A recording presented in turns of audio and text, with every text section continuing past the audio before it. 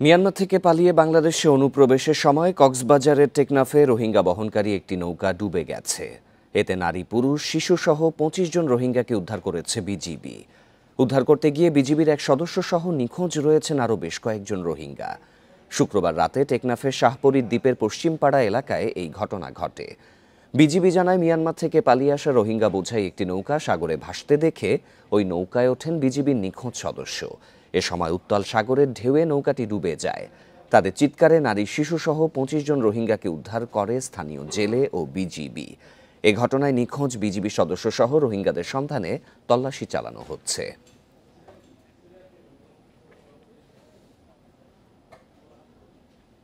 এই ঈদে জামা জুতো অ্যাক্সেসরিজের ডিসকাউন্ট। সুন্দরবনের চাঁদপাই রেঞ্জের কলম তেজি এলাকায় আগুন লেগেছে। আগুন নিয়ন্ত্রণে কাজ করার পাশাপাশি আগুনের বিস্তৃতি ঠেকানোর কাজ করছেন বনকর্মীরা। সুন্দরবন পূর্ব বিভাগের বিভাগীয় বন কর্মকর্তা কাজী মোহাম্মদ নুরুল কবির জানান, শনিবার দুপুর ১টা নাগাদ বনকর্মীরা আগুনের ধোঁয়ার কুণ্ডলী দেখতে পান। স্থানীয় বনের গভীরে হওয়ায় পানি সংগ্রহ করে আগুন নেভাতে বেগ পেতে হচ্ছে। এর মধ্যে আগুন যাতে ছড়িয়ে না পড়ে সেজন্য গ্রামবাসীকে সঙ্গে নিয়ে মাটি কেটে ফায়ার লাইন তৈরি করা হয়েছে। প্রাথমিকভাবে জেলে, বাওয়ালি বা মৌয়ালদের ফেলে দেয়া বিড়ি সিগারেট থেকে আগুন লেগে থাকতে পারে বলে ধারণা করছে বন বিভাগ।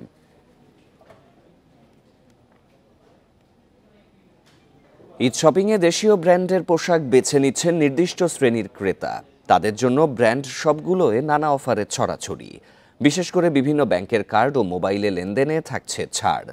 ঈদ শপিংয়ে বাড়তি আনন্দ দিচ্ছে এই উপহার। রাজধানীর এলিফ্যান্ট রোডের ক্যাটসায়ের শোরুমে ঈদের বৈচিত্র্যময় সংগ্রহ। ছেলেদের ফরমাল, সেমি ফরমাল বা ক্যাজুয়াল পোশাকের জন্য জনপ্রিয় এই ব্র্যান্ড। উৎসবে বাড়তি হিসেবে পাঞ্জাবিও রাখে ফ্যাশন হাউসটি। এবারের ঈদে গরম থাকবে, এজন্য বেশিরভাগ পোশাকই করা হয়েছে সুতি কাপড়ে। উৎসবের জন্য ফরমাল শার্টে ব্যবহার করা হয়েছে উজ্জ্বল রং। ফুল শার্টের পাশাপাশি half shirt, T shirt, jeans সহ ছেলেদের সব ধরনের পোশাকই মিলছে এক ছাতার নিচে। ক্রেতারা জানান, ব্র্যান্ডের পোশাকে গুণমানের নিশ্চয়তা থাকে, আর বাড়তি ছাড়ের জন্য ফ্যাশন হাউসে নজর থাকে অনেকের। বিশেষ করে বাংলালিংকের অরেঞ্জ ক্লাবের নির্দিষ্ট অফারে লাভবান হচ্ছেন ক্রেতারা। ক্যাটসাইজ ব্র্যান্ডটা হচ্ছে আমার হাজবেন্ডের খুব পছন্দের একটা ব্র্যান্ড। আমার বিয়ের সময় থেকে আমি এখনো পর্যন্ত এইখানেই শুধু আসি ছেলেদের কাপড় কেনার জন্য। এখান থেকে একটা শার্ট নিলাম, আর সবচেয়ে বড় কথা এখানকার প্রোডাক্ট ভালো। গুণগত মানের কথা যদি বলি, আমি 3টা পড়তেছি, শার্ট খারাপ না। অরেঞ্জ ক্লাব যারা বাংলালিংক সিম ইউজ করে, ম্যাক্সিমাম ইউজার যারা, তারা 10% ডিসকাউন্ট পাবে। সীমান্ত স্কয়ারের স্মার্টেক্সের শোরুমে নির্দিষ্ট পণ্যে 50% ছাড় দেওয়া হয়েছে। এছাড়া বিভিন্ন ব্যাংকের কার্ড ও মোবাইল ব্যাংকিংয়ে লেনদেনে ছাড় তো থাকছেই। স্মার্টেক্সে সব বয়সীদের পোশাকই পাওয়া যাচ্ছে। আছে পশ্চিমা ও দেশীয় উভয় ধাঁচ। বড়দের জন্য ভালোই দেখলাম, বাট আমার ছোট মেয়ের জন্য, বেবির জন্য আমি ওরকম ভালো কিছু পাইনি। ঈদের কালেকশন এবার অনেক ভালো দেখছি, যে সব শোরুমে অলমোস্ট খুবই ভালো ভালো কালেকশন রেখেছে এবার। আমাদের অফিসিয়াল যেই ডিসকাউন্টটা, স্পেশাল একটা প্রাইস, সেটা চলতেছে 4 রাত পর্যন্ত চলবে। তো আপনারা আশা করি আসলে অনেক কিছুই পাবেন।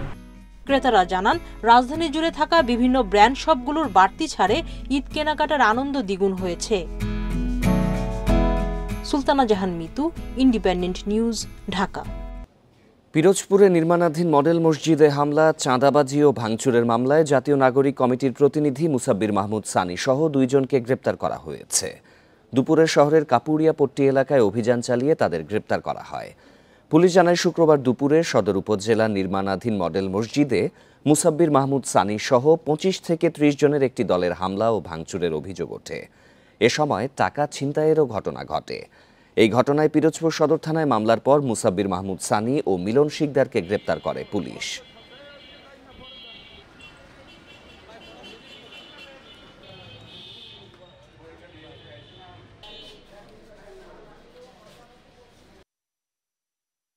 আমাদের সারি সহ আরো লোকজন গতকালকে ভাঙচুর করছে এবং চাঁদা চাইছে, এবং নাকি শুধু চাঁদা টাকাও নিয়েছে। এই সংক্রান্ত একটা মামলা হয়েছে থানায়, এবং সানি সহ আর একজন, তার সহযোগী একজনকে গ্রেপ্তার করা হয়েছে। পটুয়াখালীতে পাওনা টাকা মেটাতে না পারায় স্কুল ছাত্রীকে জোর করে 40 বছর বয়সী ব্যক্তির সাথে বিয়ে দেওয়ার অভিযোগ উঠেছে। এ ঘটনায় ওই ছাত্রীর ফুপু জড়িত বলে দাবি করেছে তার পরিবার। ঘটনার পর পঞ্চম শ্রেণীর ওই ছাত্রীকে তুলে নেয়ারও হুমকি দেয়া হচ্ছে। এতে ঝুঁকিতে পড়েছে মেয়েটির নিরাপত্তা। পটুয়াখালীর কলাপাড়ার নজরুল শিকদার বোন জাহানারা বেগমের মাধ্যমে একই এলাকার শিপন হালদারের কাছ থেকে 50,000 টাকা ধার নেন, তবে 4 মাসেও পরিশোধ করতে পারেননি। 1 মাস আগে বেড়াতে নেয়ার কথা বলে নজরুলের মেয়েকে পাওনাদার শিপনের সাথে জোর করে বিয়ে দেন ফুফু জাহানারা। স্কুল ছাত্রীকে জোর করে বিয়ে দেওয়ার ঘটনা জানাজানি হলে তাকে তুলে নেয়ার চেষ্টা করে শিপন ও জাহানারা। গ্রামবাসীর বাধায় ব্যর্থ হয় তারা। এ নিয়ে শঙ্কায় ওই ছাত্রীর পরিবার। হুমকি দুমকি দেয়, মাইয়ে যাইবে, মাইয়ার দেবা না কায়, এরম করে ওইরম করে, মাইয়ে তো কান্দাকাটি করে, মাইয়ে কইতেছে আমি লেখাপড়া করবো। দেনায় জদ্রিত সালাম বেমালা থাকার পরে আমি শিপনের কাছ থেকে মাস দেড় আগে 50,000 টাকা আমার বইনের মাধ্যমে আমি আনছি আডানি সুদে। তবে জোর করে বিয়ের বিষয়টি অস্বীকার করেন অভিযুক্তরা। মাইয়ে জোর করে কোনো বিয়েই দিইনি, কোনো বিয়েই দিনে, বিয়ে দিলে হেলে হ্যাকরা ডকুমেন্ট যদি আমরা কোর্ট কমিটি করিয়ে থাকি, হ্যাঁ তো ডকুমেন্ট আছে হ্যাগো। আমি টাকা চাপ দিয়েছি, এরা আবার হেরে দিয়েছে, হেরা আবার ষড়যন্ত্র করে 3-4 দিন হয় আমি এই কথাগুলো শুনি। বাল্যবিয়ে বন্ধে পদক্ষেপ নেওয়ার কথা জানান উপজেলা নির্বাহী কর্মকর্তা। ভুক্তভোগী শিক্ষার্থীর নিরাপত্তায় আইনি সহায়তার পরামর্শ মহিলা বিষয়ক কর্মকর্তার। আইনি সহায়তা পদক্ষেপ নিয়েছে এবং মেয়েটা যেন যাতে লেখাপড়া চালাই যেতে পারে, এই বিয়েটা বাল্য বিবাহটা যাতে বাস্তবায়ন না হয় সেটার দিকে আমরা পদক্ষেপ নেব। এটির জন্য আমরা দ্রুত পদক্ষেপ নেব যাতে কোনোভাবেই এই বাল্য বিবাহ সংঘটিত হতে না পারে। আমাদের মহিলা বিষয়ক অধিদপ্তর এবং উপজেলা প্রশাসনের সমন্বিত উদ্যোগে এবং স্থানীয় যে চেয়ারম্যান রয়েছে তাকেও আমরা এর সাথে অন্তর্ভুক্ত করব। দ্রুত এ বিষয়ে ব্যবস্থা নেয়ার এবং মেয়েটির স্বাভাবিক জীবনযাপনের নিশ্চয়তার দাবি জানিয়েছেন স্থানীয়রা। Independent news. প্রতিদিন 400 জনকে ভর্তুকি মূল্যে ভোজ্য তেল, খেজুর, চিনি সহ 5টি পণ্য বিক্রি করছে টিসিবি। যদিও দীর্ঘ সময় লাইনে দাঁড়িয়ে থাকার পরও পণ্য না পেয়ে খালি হাতে ফিরছেন অনেকেই। আছে অনিয়মের অভিযোগও। ডিলাররা বলছেন চাহিদার চেয়ে পণ্যের যোগান কম থাকায় এই অবস্থা। আপাতত পণ্যের বরাদ্দ না বাড়লেও নতুন করে স্মার্ট কার্ড দেয়া হচ্ছে বলে জানিয়েছে টিসিবি। সকাল থেকেই টিসিবির পণ্য নিতে লাইনে দাঁড়িয়েছেন গৃহিণী তাসলিমা খাতুন। অসুস্থ স্বামী ও শিশু সন্তানকে বাসায় রেখে দীর্ঘ সময় দাঁড়িয়ে থেকেও পণ্য না পেয়ে ফিরে যেতে হয়েছে তাকে। পিছের মানুষ সামনে যারা নেয় আর পিছিয়ে দাঁড়ায়, এদের জন্য মালটা প্রতিদিন পাই না, গতকালও পাই নাই কা, আর আজকে এখন মালটা নিয়ে চলে যাইতেছে। এটাই ভাই আর কি বলুন বলেন, এটা যদি একটা নিয়ম শৃঙ্খলা করতো তাহলে আমরা মালটা পাইতাম। নিয়মভাবে কেউ 3টা পায় আর কেউ 1টাও পায় না। তার মতো অনেকেই পণ্য না পেয়ে ফিরে গেছেন খালি হাতে। রোজারে মানুষ রোজা থাকি বেড়াই কষ্ট করি, আপনার সাংবাদিক আপনারা আমাকে গুছ করে দিতে পারেন না, আমার তো করবার কিছু নেই, ভাগ্য খারাপ, আমি বাসা চলে যাই।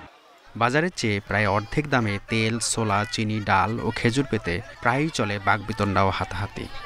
টাকা দিয়া নিতে সারাদিন লাগে, অনকিলাকিলি ঘুষাঘুষি মাথা হাতে 2-4 জনের। অন্যদিকে দীর্ঘ অপেক্ষার পর কাঙ্ক্ষিত পণ্য পেয়ে খুশি কেউ কেউ।